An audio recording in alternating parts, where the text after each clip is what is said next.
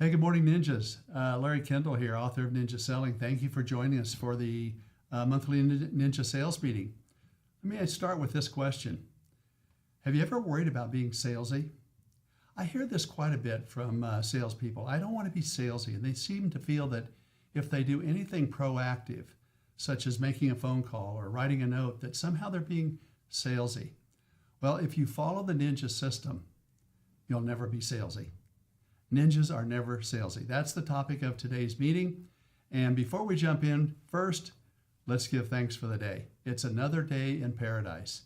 These are the days of miracle and wonders. So take a moment to give thanks for the day and give thanks for one of your gratitudes for today. So here we are. We're at the start of a new month. This is the month of February, also known as the month of love. It's Valentine's month. And I think it's appropriate to start with a quote from one of our ninja coaches, instructors, good friend. Terry Johnson says, "We get paid to love on people." I thought that would be an appropriate topic for the February sales meeting. We get paid to love on people. And so we're going to go a little bit deeper in the three areas. We'll go deeper on mindset as far as loving on people, also your skill set, and also your actions. But let's start with mindset. I get paid to love on people. What does that really mean? Well, if you look at the science behind why people pay money for anything, it's really two things. They'll pay money to solve a problem, for pain relief basically, or they'll pay money to what? To feel good, for pleasure. Those are the two drivers of what people will pay money for. And if we understand that and we can help them relieve pain or provide pleasure, we're what we call loving on them. And we're doing things that they're willing to pay money for. You see, we exist to help people go from the life they have to the life they dream about. There obviously is some motivation that's driving them to make this move, to leave where they are, to sell that property, move someplace else and buy another property. Probably they're leaving the one property because of pain. They're moving to the other property hopefully because of pleasure. Sometimes there can be pain and pleasure involved on both sides, as we know, of a real estate transaction. But basically, that's why we exist. That's why salespeople exist.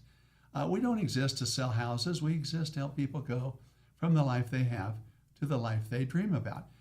And basically to help them handle their what? Their pain and their pleasure. So that's basically how we create value.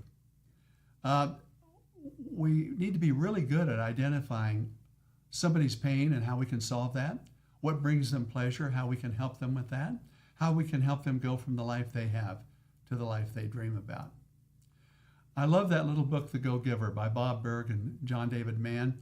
And there's 5 laws in there. And the first law is the law of value, which says, my true worth is determined by how much more I give in value than I receive in payment.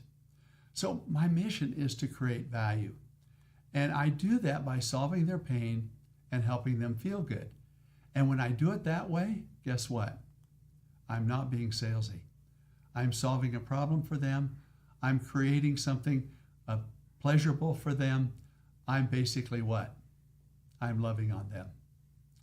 Let's go a little bit deeper into this topic of how do we specifically love on people and what is the pain and the pleasure that they're experiencing. There was a research study that was published on the front cover of Fortune magazine several years ago. They interviewed human resource managers at Fortune 500 companies, and they asked, what are you looking for? What are the critical workplace skills you're looking for in hiring college graduates? And they said, well, there's really 3 things we're looking for. Number 1, the ability to understand another person and have empathy for that person. Number 2, the ability to communicate and build a relationship. And number 3, the ability to work together, to collaborate, to work on a team. And here's what we're finding. Today's college graduates have the analytical skills, they have the technical skills. We're really struggling to find people who have these soft skills, specifically empathy. In fact, one of the people that was interviewed was Meg Bear. And Meg is the vice president of Oracle. And she made the comment. She says, empathy is the critical 21st century skill. Now, wait a minute. What kind of a company is Oracle? Well, that's a software company. That's a tech company. And she's saying in a tech company, empathy is the critical 21st century skill. Well, if it's that critical in a tech company, how critical is it in a sales company or in a sales career? It's incredible. Okay? So let's define empathy. If you look in the dictionary definition, it's the ability to understand and share the feelings of another person. In ninja terms, we call that what? Being able to identify pain and pleasure. We get right back to the definition that we started with. How do we love on people? How do we make a difference for them? How do we create value in their lives? By being able to identify pain and pleasure, the ability to understand their feelings, their empathy. Now, here's what's interesting. Empathy starts with the eyes. This is why I believe there will always be a career for salespeople. I don't think it will be replaced by AI because AI doesn't have eyes. It's the eyes, it's face to face is where you can identify pain and pleasure and empathy. You could do a little bit maybe digitally or maybe on the phone. You can listen to the nuances of somebody's voice. But really what it boils down to, and the research shows, it comes down to the eyes. That's why the conversation is the relationship. We talk about that quite a bit in Ninja, in real estate, that the conversation is the relationship. And it's not just some sort of event. It's actually, what is the conversation? It's not, well, I met this person at a party or I met them at church and we had a great conversation. Okay, what was the conversation about? And hopefully the conversation's about Ford. How's the family? Maybe you have mutual friends. Occupation. Hey, how's the new job working out? Recreation. What are you doing for fun? Dreams. Anything about the future. What are your plans for the weekend? What are your plans for the holidays? Your daughter's graduating this year. What are her plans? What's interesting about Ford is this. Would you agree that these are the core values of most people? Is there anything more important to somebody than their family, their close friends, their career? What brings them joy, their hopes and their dreams? Boy, when you're having a conversation about Ford, you're touching them at a very deep part of who they are. And what we know is this, if there's a change in one of those areas, it probably could affect their real estate. And so we don't run around asking people, do you know anybody who wants to buy or sell a house? Do you want to buy or sell a house? That's being salesy. Instead, what do? How's the family? How's everything at work? What are you guys doing for fun? What are your plans for the holidays? We ask Ford questions and we listen for change. When you interact with another person, you're going to interact at one of three levels. The top level I call fluff. Simple fluff conversation will be, hey, how you doing? I'm doing great. How are you doing? Fluff is important because when you ask a person, they need to acknowledge back. There's this back and forth. There's a connection being made. We go a little bit deeper. Maybe we start talking about the market. Maybe we're talking about the game last night. We go a little bit deeper into the facts. I always enjoy watching realtors at a convention, and they'll run into each other and they'll say, hey, how you doing? I'm doing good. How you doing? Where are you from? Well, I'm from Sarasota, Florida. Where are you from? I'm from Salt Lake City. Well, how's your market? Well, how's your market? And they get into this level of facts about the market and about where they're from. But the deepest level is the feelings level. That's the Ford level. That's the core values level.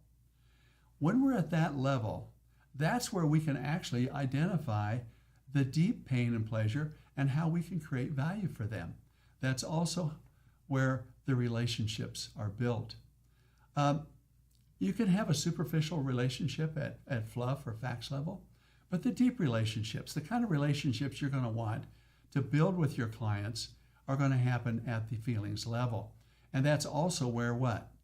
That's where the business happens. That's where the referrals happen. That's where Ninja happens, is at that level. And that's the level that we're talking about. That's why when you're at that level, you're never salesy. You're there helping people go from the life they have to the life they dream about. So what is your mindset? Your mindset is this: I build a relationship business. I help people go from the life they have to the life they dream about. My job is to identify their pain and pleasure and help them with that. And that's what I do. And I get paid to do that. I get paid basically to love on people. Let's talk about skill sets for a moment. What I'm noticing right now, one of the skill sets really required in the market in most parts of the country is pricing. That didn't seem to be a big deal several years ago in 2020, 2021 market. Pricing wasn't as important as it is right now because there was so many more buyers than there were sellers, and they were bidding up those prices. Pricing in today's market, somebody said to me, well, how do I price my house, or what do you think my house will sell for? And I said, well, all we have to do is listen to the market. The market will speak, and the key is, are we listening to the market? The market will give us signals. It'll give us signals such as days on market, such as list to sales price ratio, who's offering incentives, what's selling, what's not selling, and so on. We just need to pay attention to the market. Are we getting showings? Are we getting showings and no offers, etc.? Kind of related to this, a week or so ago, the Wall Street Journal had a quiz on what's the best pricing strategy if you're in a market with high supply and low demand. And they gave 4 options.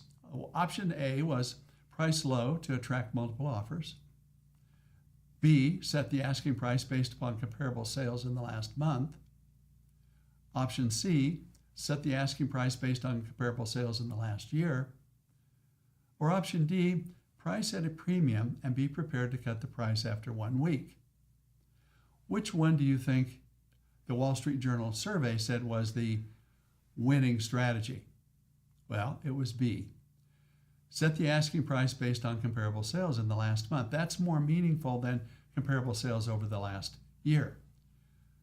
But if you're a ninja, you would probably say, wait a minute, there's another better option that doesn't appear here.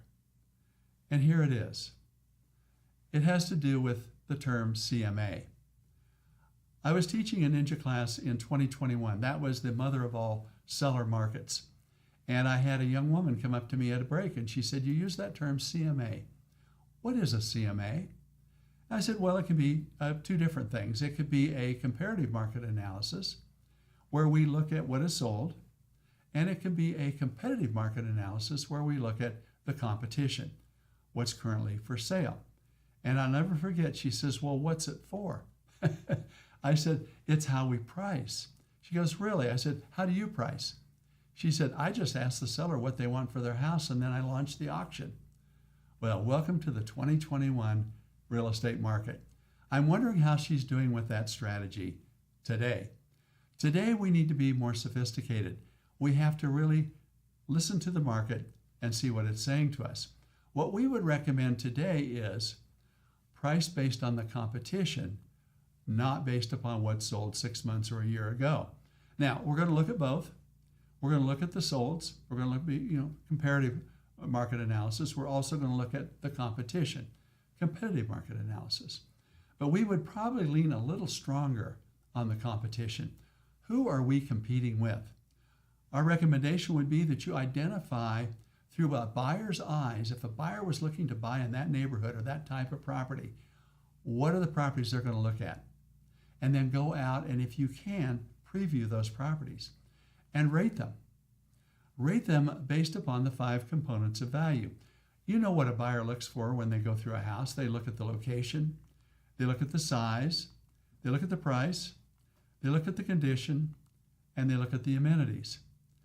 I've worked with buyers over the years, 53 years now, and these are the 5 things they always look for.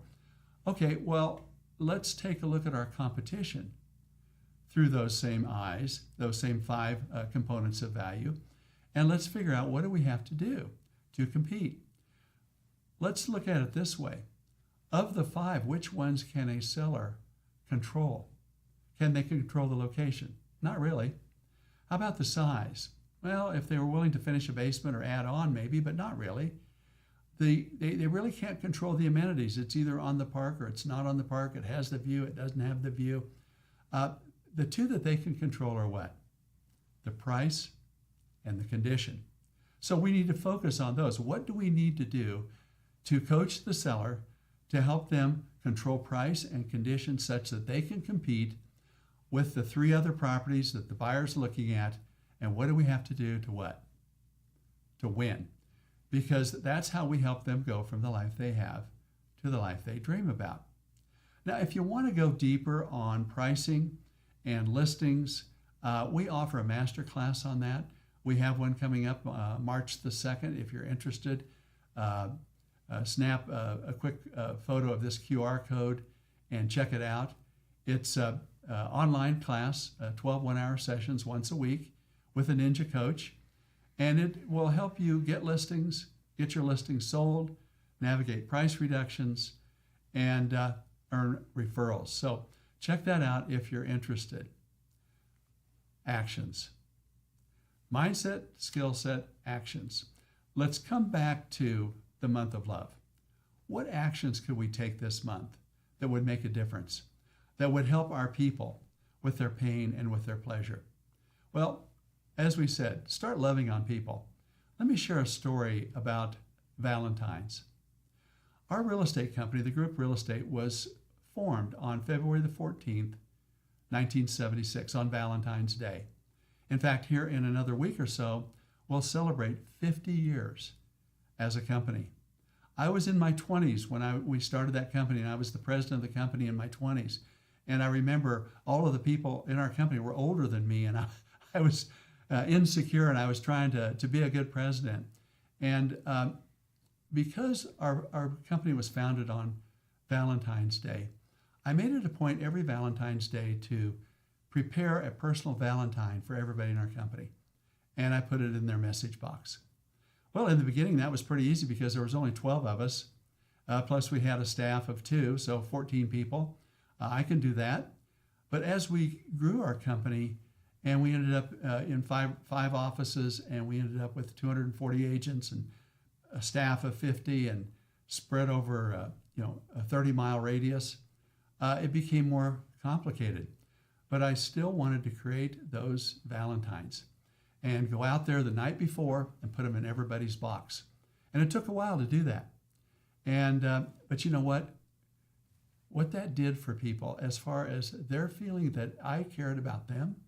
You see, there's that saying, people don't care how much you know until they know how much you care. Show that you care for your people. If you're a manager, this will be a great opportunity for you to provide Valentines for all of your team. If you want to do that, a great time to provide Valentines for all of your clients.